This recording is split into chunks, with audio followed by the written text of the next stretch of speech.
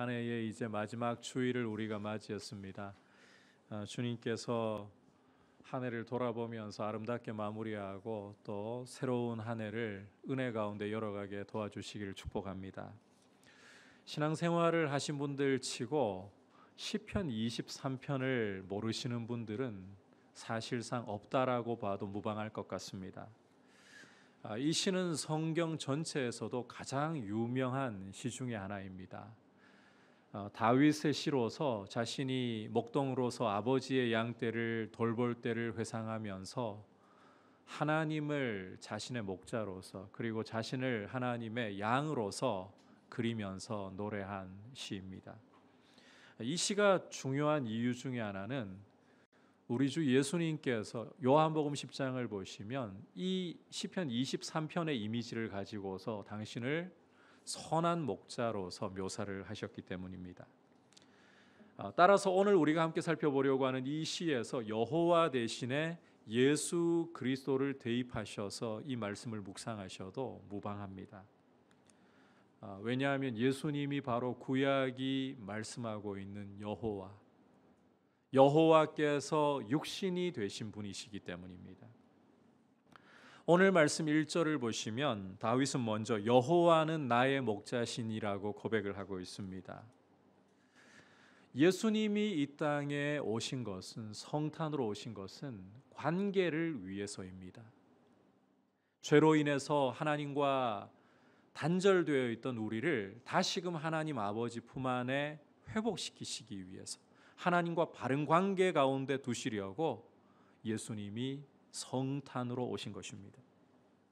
바로 이 일을 위해 이 땅에 오신 주님은 우리의 모든 죄와 허물을 짊어지시고 십자가에 달려 그 보배 피를 흘려주시고 우리 죄값을 치르셔서 우리를 죄에서 구원하시고 하나님 아버지 품에 안겨주셨습니다. 그리고 당신이 우리의 목자가 되시고 우리를 당신의 양으로 삼아 주셨습니다. 여호와는, 예수 그리스도는 바로 나의 목자이십니다.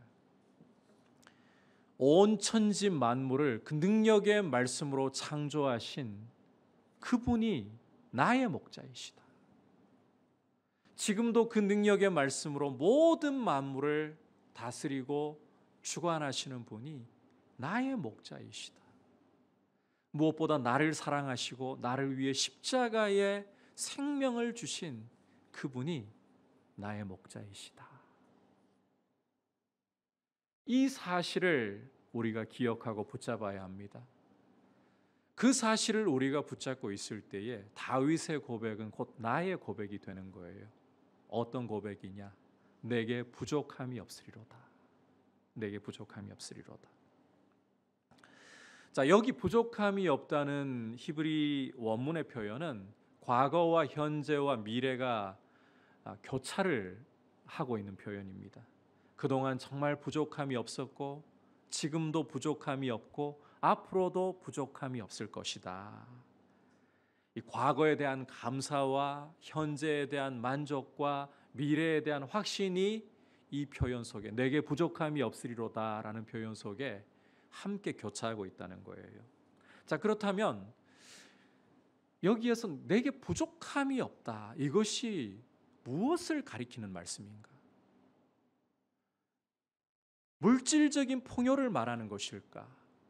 그렇지 않으면 남들보다 더 많은 성공을 거두고 힘을 내 손에 거머쥐었다는 것을 말하는 것일까?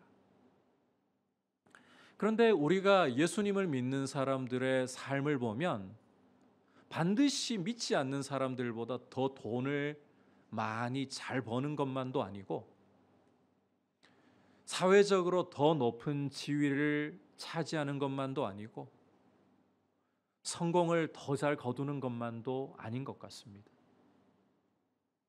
그렇다면 이 부족함이 없다라는 것이 도대체 무엇을 가리키는 건가? 내 삶에는 돈에서도 부족함이 보이고 성공에서도 부족함이 보이고 지위에서도 부족함이 보이는 것 같은데 왜 다윗은 여호와께서 나의 목자가 되시니 내게 부족함이 없다라고 고백을 하는 것인가? 다윗이야 왕이 되어가지고 이룰 만한 것 다 이뤘으니 이런 고백을 할 수 있는 걸까?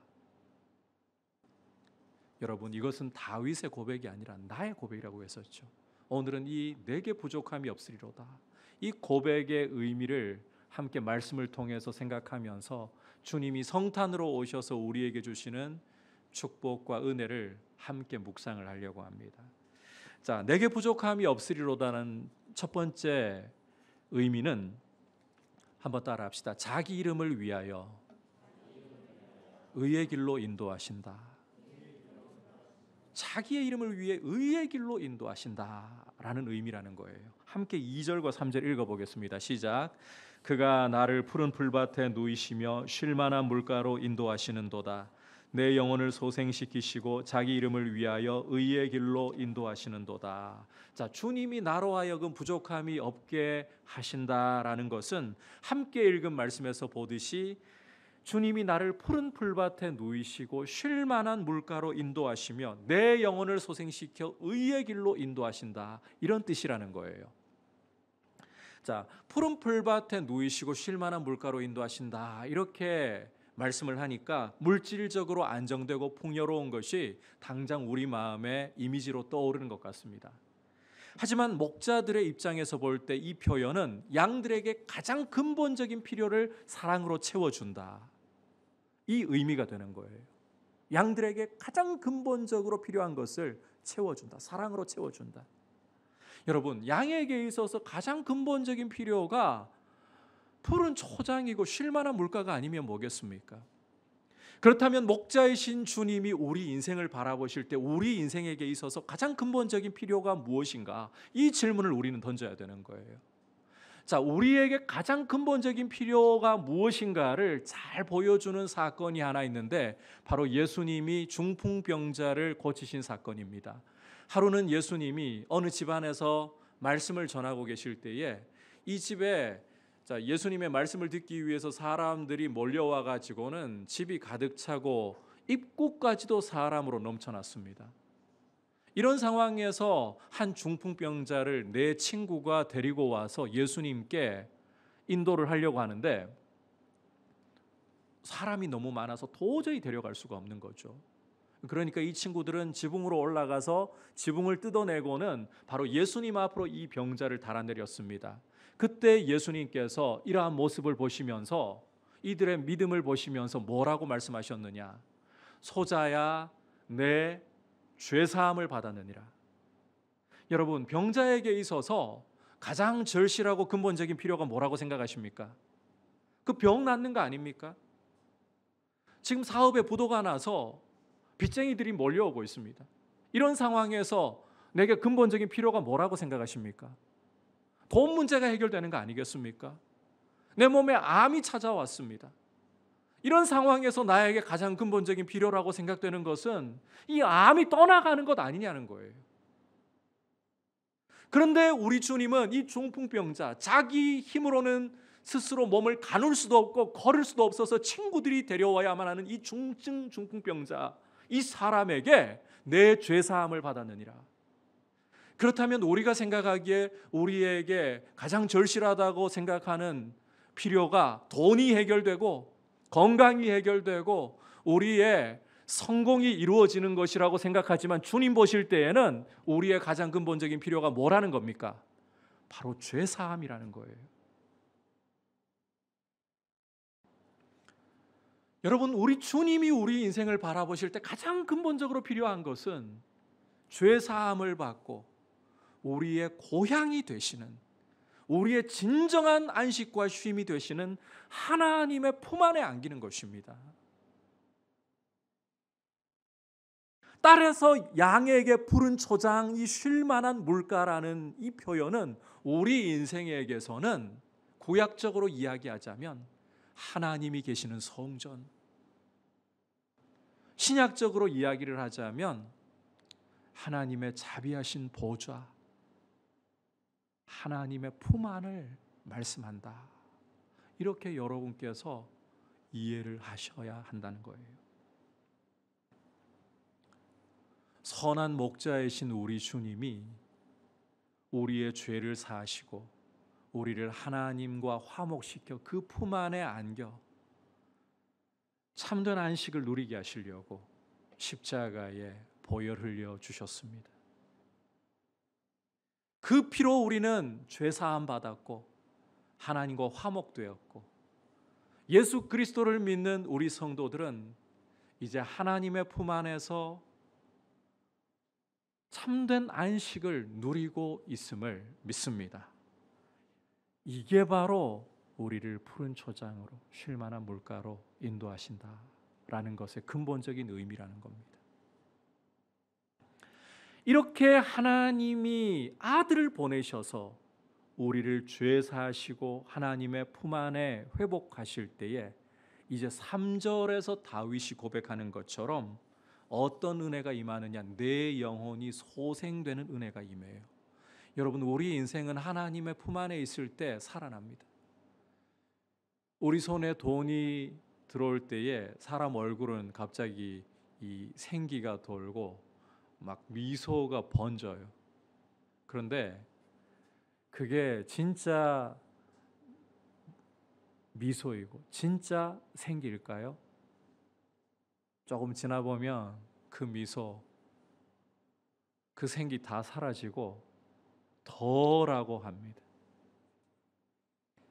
우리 영혼의 진정한 미소와 생기는 하나님 아버지의 품 안에서 안식할 때 나타나는 거예요. 아버지의 품 안에서 우리의 영혼이 소생되는 거예요. 그리고 그 품 안에서 우리를 살리신 하나님은 우리에게 원하시는 게 있어요. 왜 우리를 죄 사하시고 아버지 품 안에 안으시고 우리를 살리시느냐? 의의 길로 인도하시기 위함이라는 거예요. 주님을 닮아가게 하시기 위함이라는 거예요. 그래서 당신의 이름을 위하여서, 당신의 이름을 위하여서 의의 길로 인도하신다. 주님 닮도록 우리를 인도하신다. 여러분, 이렇게 죄 사해 주시고 우리를 주님의 품에 안아주시고 우리를 살리셔서 아버지를 닮아가게, 우리 주 예수 그리스도를 닮아가게 하시는 바로 이것이, 이 은혜가 부족함이 없다. 다윗이 고백한 내게 부족함이 없으리로다, 이 고백의 의미다라는 것을 오늘 다시 한번 우리 마음에 새기기를 바랍니다. 여러분, 아무리 많은 돈을 가지고, 아무리 여러분이 성공을 거두고 남들보다 높은 지위에서 원하는 대로 마음껏 힘을 휘두를 수 있다. 진짜 여러분이 만족함을 얻고 진짜 여러분이 생기가 돋아나고 진짜 여러분이 살아가는 것이라는 의미를 제대로 발견할 수 있을까요? 절대 그런 일은 없습니다. 말씀드렸죠. 처음에 내 손에, 내 수중에 돈이 원하는 대로 들어올 때는 갑자기 마음이 확 밝아지는 것 같고 살아나는 것 같고 얼굴에는 미소가 가득할 수 있습니다. 그런데 조금만 시간이 지나 보면 욕심이 고개를 들어요. 그래서 덜하고 말하기 시작합니다. 주어진 것에 감사하기보다 더 많이 가진 사람들을 바라보면서 나는 왜 이것밖에 못 가졌나? 만족함이 없습니다. 하지만 죄 사함을 받고 하나님 아버지의 품 안에서 우리의 영혼이 하나님의 은혜로 살아날 때에 돈이 있어서가 아니라, 성공이 내게 쥐어졌기 때문이 아니라, 우리 영혼에는 세상이 알지 못하는 하나님으로 인한 만족함이 있어요. 이 만족함 때문에 내게 부족함이 없으리로다.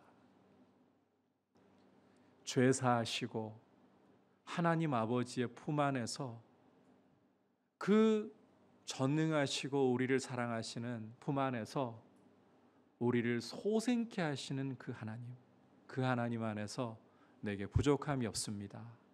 이 고백이 터져 나오도록 여러분들을 믿음으로 붙잡아 주시고 은혜로 충만하게 하시기를 축복합니다. 이제 내게 부족함이 없으리로다. 두 번째 의미 한번 따라합시다. 주께서 나와 함께 하시며 나를 안위하심이라. 주께서 나와 함께 하시고 나를 안위하신다라는 것이 내게 부족함이 없다는 것의 두 번째 의미입니다. 4절 함께 읽겠습니다. 시작. 내가 사망의 음침한 골짜기로 다닐지라도 해를 두려워하지 않을 것은 주께서 나와 함께 하심이라. 주의 지팡이와 막대기가 나를 안위하시나이다. 자, 함께 읽은 이 말씀 속에서 우리가 좀 주목을 해봐야 할 것은 주님과 바른 관계를 맺고 주님의 양이 되었다고 해서 삶에 아무런 어려움이나 고난이 없는 것이 아니라는 점이에요. 삶에 어려움과 고난이 없는 것이 아니다. 아니, 다윗은 오히려 이 4절 말씀에서 내가 사망의 음침한 골짜기를 다닐지라도 라고 말하면서 주님의 양된 우리에게도 인생의 큰 시련과 고난이 얼마든지 닥쳐올 수 있다라는 사실을 분명하게 보여주고 있습니다.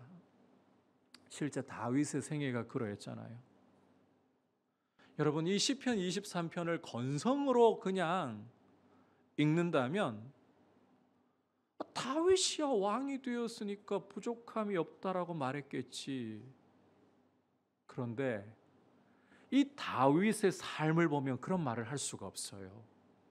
왕이 되었으니까 부족함이 없다, 그런 말을 절대 할 수가 없어요. 이 다윗의 생애는 왕으로 하나님께 선택받고 난 후부터 잠깐은 사람들에게 주목받는 시기가 있었습니다. 환호를 받는 시기가 있었습니다. 골리앗을 쳐 죽였을 때, 블레셋 군대를 향해서 나가는 곳마다 승승장구하고 돌아올 때에. 하지만 그 이후에는 사울이 악한 영에 사로잡혀서 눈이 뒤집혀지고 미쳐버려가지고 계속해서 다윗을 죽이려고 했잖아요. 그래서 요나단에게 다윗이 한탄의 말을 하는데 나와 죽음 사이는 한 걸음뿐이라. 그게 다윗의 삶이었어요. 왕이 되고 난 후에는 인생이 폈습니까? 웬걸요? 좀 안정이 되나 싶더니 압살롬이, 자기 아들이 자신에게 칼을 겨누는, 이게 다윗의 삶이었어요. 하나님 사랑 못 받아서 이런 겁니까? 하나님 은총이 임하지 않아서 이런 겁니까? 여러분, 다윗은 하나님의 마음에 합한 사람이라고까지 하나님이 평가하신 사람입니다. 그럼에도 불구하고 이 사람의 삶에는 고난이 면제되지 않았습니다. 바울도 마찬가지. 여러분, 예수 그리스도를 믿는 성도치고 사도 바울 존경하지 않는 사람이 어디 있습니까? 그런데 우리가 존경에 맞지 않는 이 사도 바울의 사역을 사도행전을 통해서 읽어보십시오. 서신서를 통해서 읽어보십시오. 이 사람의 삶과 사역은 고난이 과연 없는 날이 있을까 할 정도로 계속해서 극심한 고난과 함께했다. 이처럼 성도의 삶은 고난이 면제된 삶이 결코 아니라는 거예요. 아니, 인생에게 가장 큰 고통인 죽음의 위협까지도 얼마든지 닥쳐올 수 있는 삶이다. 자, 그러면 이런 위협 속에서, 이런 고난 속에서 어떻게 내게 부족함이 없다라는 말을 할 수가 있는 것이냐? 다윗은 그 이유가 바로 주께서 나와 함께 하심이라. 주께서 나와 함께 하심이라. 주의 지팡이와 막대기가 나를 안위하시나이다. 나를 안위하시나이다. 바로 그 이유 때문이라고 설명하고 있습니다. 고난과 고통이 없게 하시는 것이 아니라 고난 한가운데에서, 고통의 한가운데에서 주님이 함께 계시면서 안위하시기 때문에, 보살펴 주시기 때문에 내게 부족함이 없습니다. 팔레스타인의 목자들은 몽둥이와 지팡이를 가지고 다녔다고 합니다. 쇠로 만든 몽둥이, 이걸로 뭘 하는가 하면 그 맹수가 양을 집어삼키려고 오잖아요. 또 강도가 양을 훔치려고 오잖아요. 이 쇠 몽둥이로 물리치는 거예요. 그리고 팔레스타인의 목자들은 또 하나 끝이 이렇게 둥글게 구부러져 있는 긴 지팡이를 가지고 다녔다고 합니다. 이건 어떤 용도로 쓰는가 하면 양떼를 목자가 인도에 가다 보면 꼭 곁길로 새 나가는 녀석들이 생겨요. 끝이 이렇게 둥글게 구부러져 있잖아요. 그걸로 양을 끌어당기는 거죠. 그래서 길 잃어버리지 않도록 안내하고 양을 다스리는 거죠. 따라서 이 4절의 말씀은 양이 된 우리가 저 원수들의 위험이 닥쳐올 때에도 주님이 보호를 해주시고, 고난이 닥쳐올 때에도 보호를 해주시고, 길을 잃어버리지 않도록 우리를 인도해 주신다, 이걸 표현하고 있는 겁니다. 원수가 없도록, 위험이 없도록 하시는 것이 아니라 원수와 위험 가운데에서도 보호해 주시고 다스려 주신다, 그 의미라는 거예요. 시편 121편을 보시면 이렇게 노래하는 것을 읽을 수가 있습니다. 우리 함께 시편 121편 말씀을 앞에 뜨고 있는 대로 같이 좀 읽어볼까요? 시작. 이스라엘을 지키시는 이는 졸지도 아니하시고 주무시지도 아니하시리로다. 여호와는 너를 지키시는 이시라. 여호와께서 내 오른쪽에서 내 그늘이 되시나니 낮의 해가 너를 상하게 하지 아니하며 밤의 달도 너를 해치지 아니하리로다. 함께 읽은 이 시편 121편의 말씀은 이스라엘 역사 가운데서도 출애굽 당시를 회상하면서 이스라엘 사람들이 3대 절기를 맞아 성전에 올라가면서 드렸던 찬송입니다. 시인은 내가 산을 향하여 눈을 들리라. 나의 도움이 어디서 올까? 산하면 떠오르는 것은, 이스라엘에게 떠오르는 것은 신의 산이죠. 거기 강림하셔서 언약을 맺으셨던 그 하나님. 그 하나님을 묵상하면서 시인은 광야 생활을 떠올리고 있는 거예요. 하나님은 이스라엘을 출애굽시키시고 광야로 인도를 하셨습니다. 이 광야라는 것은 정갈과 불뱀이 나오는 땅이고, 물이 없어 건조하며 낮에는 태양의 뜨거운 열기로, 밤에는 달의 차가운 냉기로 고통의 땅이 아닐 수가 없습니다. 그런데 이 고통의 땅 가운데에, 고난의 땅 가운데 하나님이 인도하시는데, 낮에는 그 뜨거운 해의 열기로부터 구름으로 그늘을 만들어 주셔서, 밤에는 그 차가운 달의 냉기로부터 불기둥으로 온기를 더해 주셔서 인도하시더라. 밤이 되면 주무셔야 될 거 아닙니까? 그러나 이스라엘을 지키시는 자는 졸지도 주무시지도 아니하시면서 낮에는 구름으로 밤에는 불로 이스라엘과 함께 하시고, 이 고난의 땅을 지나면서, 여러분, 만약에 우리 주님이 이스라엘을 아무런 고난도 없이 꽃길로만 인도하셨다, 그러면 하나님의 능력을 알지도 못해요. 이스라엘이 하나님의 영광을 알 수가 없어요. 제 잘난 맛에 그렇게 출애굽하고 가나안을 차지하는 줄 아는 거예요.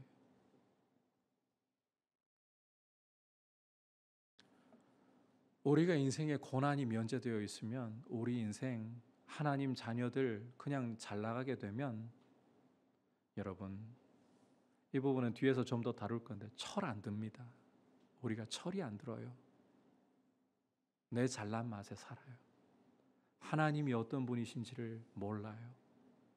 그래서 고난을 면제시켜 주시는 것이 아니라, 원수의 위협을 없애버리시는 것이 아니라, 원수의 위협 속에서도 고난 속에서도 주님이 거기에 함께 계시면서 나를 보살펴 주심으로 내게 부족함이 없으리로다. 그래서 여러분, 주님이 함께하고 계시지요. 주님이 내 삶을 보살펴 주시지요. 우리는 고백할 수 있는 거예요. 내게 부족함이 없습니다. 이게 부족함이 없다는 의미의 두 번째예요. 자, 그런데 이제 주님이 함께 하시고 보살펴 주신다. 이것은 필연적으로 다음과 같은 고백으로 이어지게 되는데, 다시 말해 부족함이 없다는 고백은 다음과 같은 고백에서 절정에 이르게 된다는 거예요. 한번 따라합시다. 내 잔이 넘치나이다. 내 잔이 넘치나이다. 함께 5절 읽겠습니다. 시작. 주께서 내 원수의 목전에서 내게 상을 차려 주시고 기름을 내 머리에 부으셨으니 내 잔이 넘치나이다. 앞서 말씀드렸다시피 성도는 고난을 당할 때에 고난 속에서 고통하고 괴로워할지언정 절대로 무너지거나 죽거나 하지 않아요. 어떤 분은 이런 말씀을 했습니다. 성도는 사고가 나서 죽는 것도 아니고 병으로 죽는 것도 아니고 늙어 죽는 것도 아니고, 한번 따라해 볼까요? 주님이 부르시면 죽는 거예요. 여러분, 성도는 주님이 그 삶 가운데에 함께 하시고 그 고난 속에 함께 하시며 보살펴 주시기 때문에 고난으로 인해서 죽는 거 아닙니다. 고난으로 인해서 망하는 것도 아닙니다. 오히려 성도는 그 주님의 보살피시는, 함께 하시며 보살피시는 손길 때문에 고난 속에서 인내를 배우기 시작하고 인내를 통해서 인격의 연단을 받게 되고 예수 그리스도를 닮아가게 되는 거예요. 로마서 5장과 8장이 이야기하는 바가 바로 그거예요. 여러분, 성도에게 있어서 진정한 승리와 영광이 뭐라고 생각하십니까? 남들보다 돈 더 많이 벌고, 예수 믿었더니 남들보다 돈 더 많이 벌고 사업에 성공하고, 예수 믿었더니 내 자녀 대학에 원하는 대로 합격을 하고,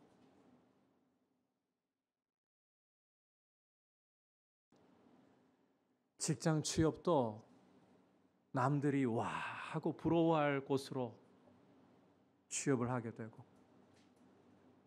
여러분, 이게 영광입니까? 이게 승리입니까?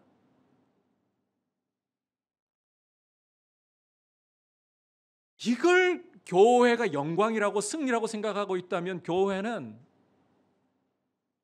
번영주의에 빠져 있는 거예요. 성도에게 있어서, 교회에게 있어서 진정한 영광, 진정한 승리는 예수님을 얼마나 많이 닮았느냐 하는 거예요. 여러분, 우리 한국 교회가 여기에서 얼마나 많이 실패하고 있는지 모릅니다.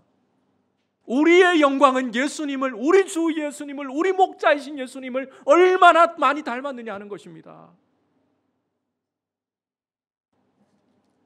그게 승리이고 영광이에요. 그런데 이 예수님을 닮아가는 것은 여러분, 예수를 믿은 성도라고 해서 저절로 이루어지지 않습니다. 죄성을 가지고 있는 우리 인생은 예수를 믿어도 이 죄와 함께 살아가기 때문에 가만두면 저절로 예수님 안 닮아요. 세월 지난다고 신앙생활한 연수가 늘어간다고 저절로 예수님 닮지 않아요. 고난 속에서 인내를 배우지 않으면 절대로 안 되는 거예요. 예수님을 믿든지 안 믿든지 간에 여러분이 사람들을 주변에서 보시면 실패한 일이 거의 없거나 정말 적은 사람들은 남을 이해하고 품어내는 폭이 너무너무 좁습니다. 진짜 좁아요. 그런데 인생의 고난 속에서, 고통 속에서 주님과 함께하면서 그 고통을, 그 고난을 인내로 견뎌낸 사람은 사람을 이해하고 품는 폭이 굉장히 넓어요. 그런 사람일수록 우리는 진짜 푸근함을 느끼고, 뭐 말 잘해서도 아니고 뭔가 특별하게 매력이 있는 것 같지도 않은데 끌려요.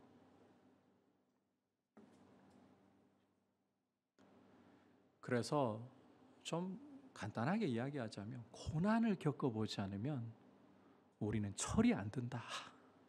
철이 안 들어요. 여러분, 우리로 사망의 음침한 골짜기를 통과하게 하시는 주님은 그곳에서 우리와 함께 하시면서, 우리를 보살펴 주시면서 우리를 주님 닮도록 빚으시는 겁니다. 그냥 고난을 통과만 하게 하시는 게 아닙니다. 우리를 빚으시는 거예요.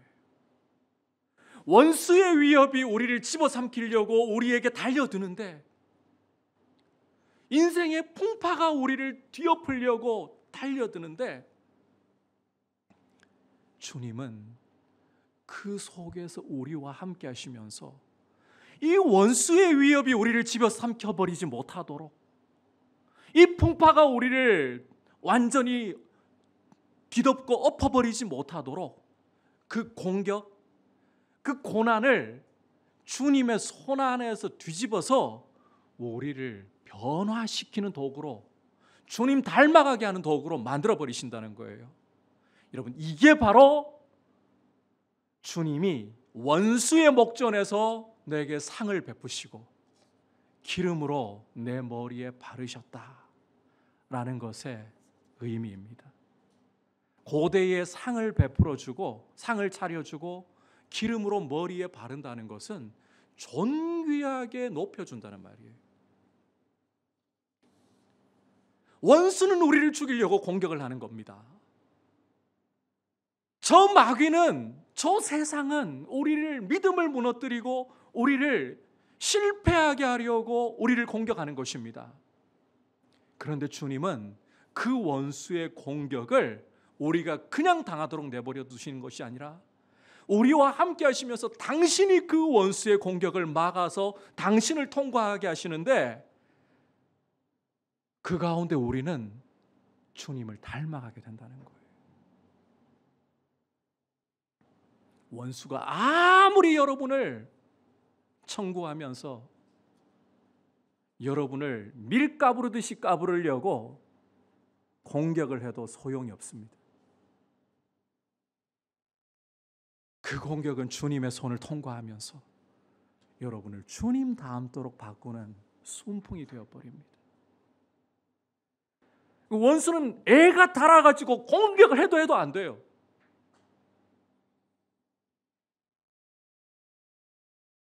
여러분, 이게 얼마나 통쾌한 승리입니까? 이게 진짜 승리 아닙니까? 때로 우리는 그런 생각이 듭니다. 주님이 십자가로 저 원수의 머리를 박살 내시고 아예 완전히 멸해버리시지, 왜 사탄이 주님 오실 때까지 활개치게, 머리는 깨졌다 해도 아직까지 활개칠 수 있게 놔두실까? 그 심오한 주님의 뜻을 우리가 다 헤아릴 수는 없지만, 한 가지 분명한 건 이거예요. 주님의 능력의 크심을 보여주시려고 당신의 성도에게, 원수가 아무리 공격을 해도 이 공격이 안 통해. 우리에게는요, 통하는 듯 싶고 원수가 우리를 이긴 듯 싶은데, 주님의 손 안에서 그 공격, 그 성공은 우리를 변화시키고 주님 닮게 하는 이런 도구로 바뀌어버린다는 거예요. 마귀는 갈수록 좌절할 수밖에 없어요.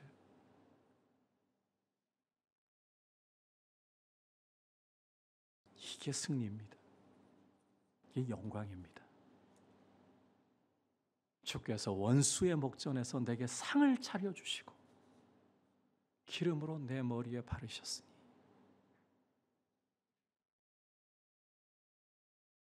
그리고 이제 한 가지, 이와 같은 은혜를 경험하는 성도에게는 놀라운 권세가 따라오는 게 있습니다. 주님을 닮아가는 성도에게는 주님의 이름으로 무엇이든지 구하면 응답하신다는 겁니다. 함께 요한복음 15장 8절 말씀을 읽도록 하겠습니다. 시작. 너희가 내 안에 거하고 내 말이 너희 안에 거하면 무엇이든지 원하는 대로 구하라. 그리하면 이루리라.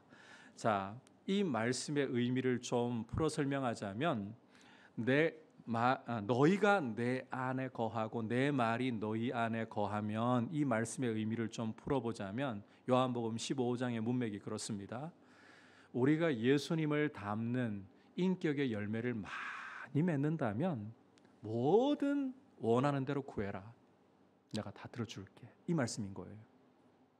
여러분, 우리가 예수님을 감믿어가지고 기도할 때 보면 정말 1차원적이고 원색적인 탐욕을 따라 구하는 경우가 많습니다. 그냥 내 바라는 대로 기도하는 거예요. 참 어릴 때는요, 수준이 안 되기 때문에 주님이 그런 기도도 때로는 주님의 뜻 안에서 이 응답을 하셔가지고 우리에게 유익이 되도록 하십니다. 그런데 자라갈수록 우리가 기도할 때 응답되는 게 많던가요? 안 되는 게 많던가요? 솔직하게 안 되는 게 많죠. 그게 우리의 기도 생활 아니던가요? 그러다 보니까 막 이제는 기도해도 응답도 안 해주시고 막 하나님께 실망하고 짜증도 부리고, 그러다가 때로는 기도를 안 하고 하나님 앞에서 버틸 때까지, 개길 때까지 개겨버리는 이런 일들도 하잖아요. 그런데 여러분, 우리가 주님 안에서 주님과 함께 우리에게 허락하시는 고난 속에서 이 한 걸음 한 걸음 걸어가다 보면 우리 주님 실패 안 하십니다. 우리를 바꾸고야 마시는 분입니다.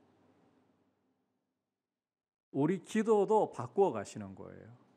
처음에는 주님, 나 지금 돈 필요해요. 돈 주세요. 뭐 이런 식으로. 주님, 나 지금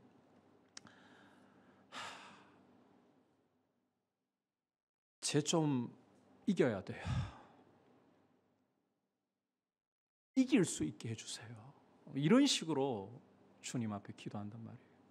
그런데 이 고난을 통과하면서, 고난 속에서 때로는 주님이 우리를 좀 좌절시키시면서 우리 안에 어떤 것이 자리를 잡기 시작하는가 하면, 내가 주님의 뜻대로 바르게 구하고 있기는 한가,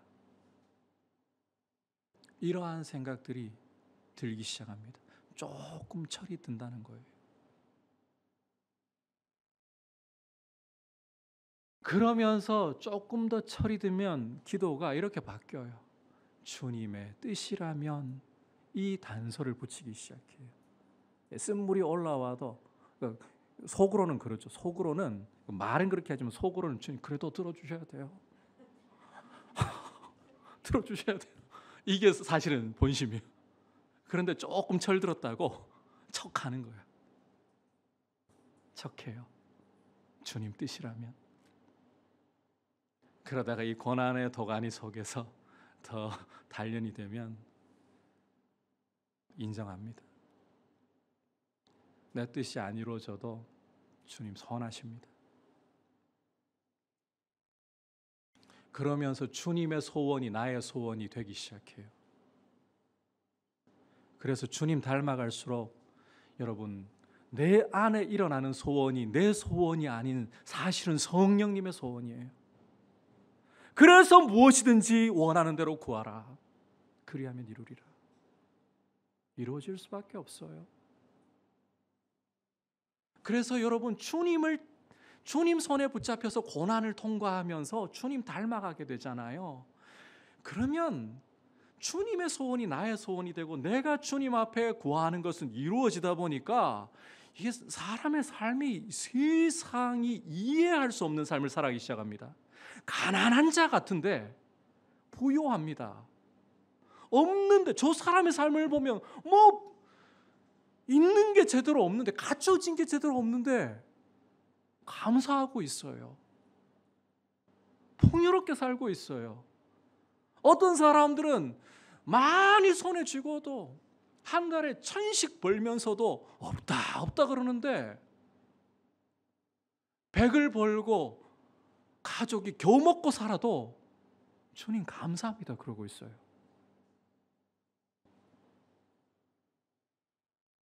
힘이 없는 사람 같은데 힘 있는 사람이 아등바등 힘을 쓰면서 그 힘을 휘두르는 것보다 오히려 하늘의 능력으로 그 삶이 힘이 있어요.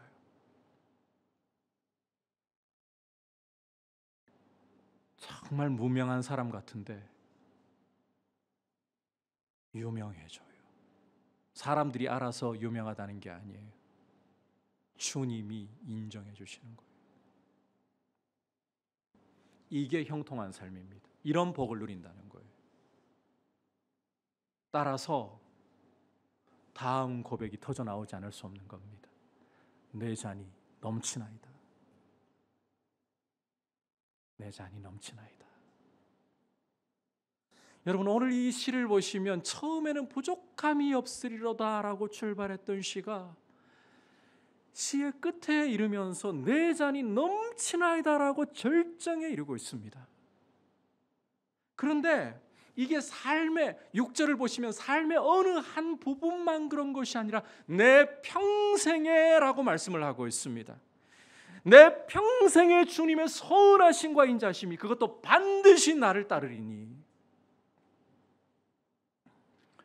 여러분 나의 목자가 되시는 주님은 내가 모태에서 남으로부터 주님 앞에 서는 날까지 내 평생에 함께 하시면서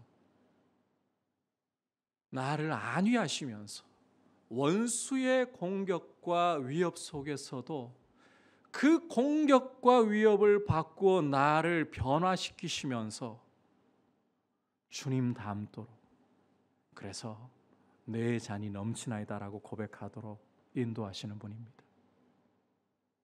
주님은 실패하지 않으십니다. 여러분 주님이 여러분의 목자이십니까? 그분 실패하지 않습니다.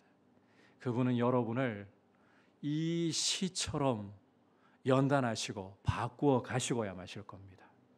따라서 여러분 오늘 이 다윗의 시편을 통해서 이 시편 23편은 절대 논문처럼 읽으시면 안 돼요. 다윗의 삶이 완전히 응축되어 있는 엑기스와 같은 시입니다. 제가 오늘 여러분들에게 시편 이 말씀을 강해했지만 이건 진짜 개요밖에 안 돼요. 겨우 여러분 제가 강해한 것은 수박의 겉을 핥은 수준이라고 생각하셔야 돼요. 이제는 여러분의 삶을 통해서 이 말씀을 제가 나중에 기회가 된다면 주님이 허락하신다면 이 시편 23편을 정말 한번 따로 강의를 해보고 싶다 하는 마음이 들어요. 평생을 우리가 맛보아 알아야 할 고백입니다. 우리 주님 절대 실패하지 않습니다. 우리 주님 여러분 사랑하시고 십자가에서 피 흘려서 여러분을 죄 사하시고 여러분을 자녀 삼으셨다면 여러분은 그분의 양이고 주님은 나의 목자가 되시는 거예요. 그래서 주님의 손이 여러분을 반드시 푸른 초장과 실만한 물가로, 주님의 손이 환난 가운데서도 사망의 음침한 골짜기 가운데서도 함께 하시고 안위하시면서 상을 차려주시고 기름 부어주시는 은혜로 내 잔이 넘치나이다 반드시 고백하도록 여러분을 이끌어 가실 줄 믿습니다. 그분이 주님이십니다. 따라서 여러분, 제가 여러분들에게 실제적인 이야기 하나 좀 하고 이제 말씀을 맺으려고 합니다. 옆을 돌아보지 마십시오. 다른 성도도 보지 마십시오. 내게 부족함이 없으리로다 라고 고백하게 하신다면서요. 내 잔이 넘치게 하시나이다 라고 고백하게 하신다면서요. 그런데 저분은 기도하면 다 응답해 주시고 은사도 주시고 능력도 주시고 나는 내 삶에 뭐 이게 뭔가요 주님? 아무것도 없어요. 기도해도 응답도 안 받는 것 같고 나는 날마다 궁핍함 속에서 뭐 도대체 내 삶은 나은 게 하나도 없어요. 여러분, 이렇게 비교하면서 옆을 바라보지 마십시오. 여러분, 우리 주님은 우리 각각의 양들을 만드셨고 우리 각각을 너무너무 잘 알고 계십니다. 양마다 다 특색이 달라요.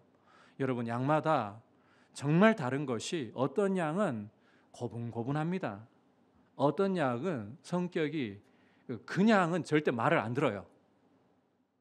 오른쪽 그럼 꼭 왼쪽 가고 튀어요. 어떤 양은 소심하고 내향적입니다. 어떤 양은 활달하고 적극적입니다. 달라요. 어떤 양은 한 대만, 아니 너 가만 안 둘 거야, 이런 말만 들어도요 겁을 집어먹어요. 어떤 양은요 심지어 몽둥이로 두들겨 패도 뭐 그쯤 이러고 있어요. 달라요.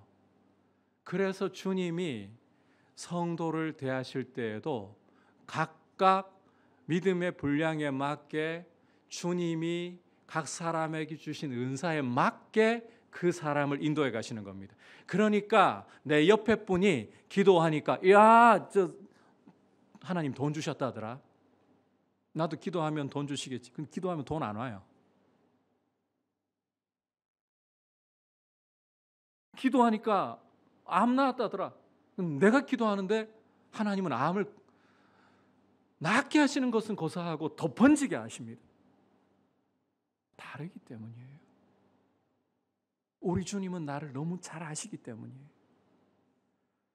옆을 돌아보지 말고, 여러분, 이 시편 23편은 머리로 알아야 할 시가 아니라 여러분이 머리로 주님을 알고 생각하는 것 이상으로 여러분의 삶을 책임져 주시고 여러분의 삶을 주장하시고 붙들어 가시는 주님이 여러분을 평생에 빚어가실 모습이다.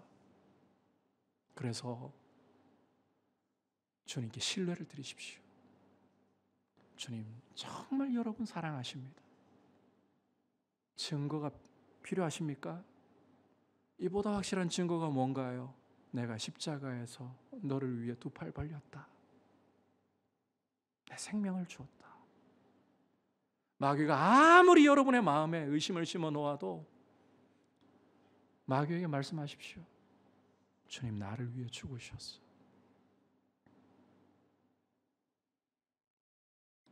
여러분의 삶의 고통이 여러분을 마음을 뒤집어 놓아도 말씀하십시오.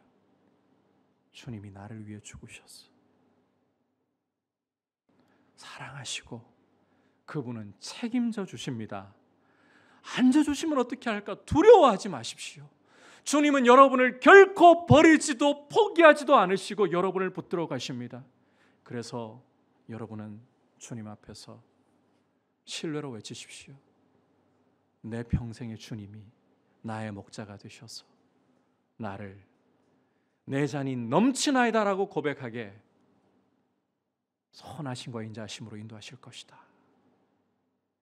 이 신뢰 가운데 여러분의 삶을 주님께 맡겨드리고 주님과 함께 여러분의 인생의 한 걸음 한 걸음 주님 안에서 걸어나가는 귀한 은혜를 누리시는, 이제 한 해를 마무리하면서 그 감사 속에서 새해를 맞이하면서 그 신뢰 속에서 걸어가시는 모습 되기를 축복합니다. 오늘 주님이 내 목자가 되셔서 내게 부족함이 없다. 이 의미가 무엇인가? 이걸 살펴보면서 성탄의 축복에 대해서 보았습니다. 여러분, 우리의 참된 필요인 죄를 사하시고 하나님 품 안에서 우리의 영혼이 살아나게 하시고 의로운 길로 이끄시는 것이 부족함 없게 하시는 것이다. 두 번째로는 고난과 고통 중에서도 함께 하시면서 안위하시는 것이 부족함 없게 하시는 것이다.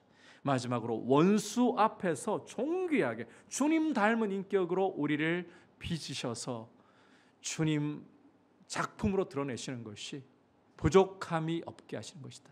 아니 내 잔이 넘치나이다 고백하게 하시는 것이다. 이 은혜 가운데서 여러분 이제는 코로나 상황 속에서 위축되어 있던 어깨를 펴시고 움츠러 있던 여러분의 자세를 다시 세워서 주님과 함께 기쁨으로 여러분의 걸음을 내디디시기를 축복합니다. 이제 말씀을 생각하면서 569장 같이 고백드리겠습니다.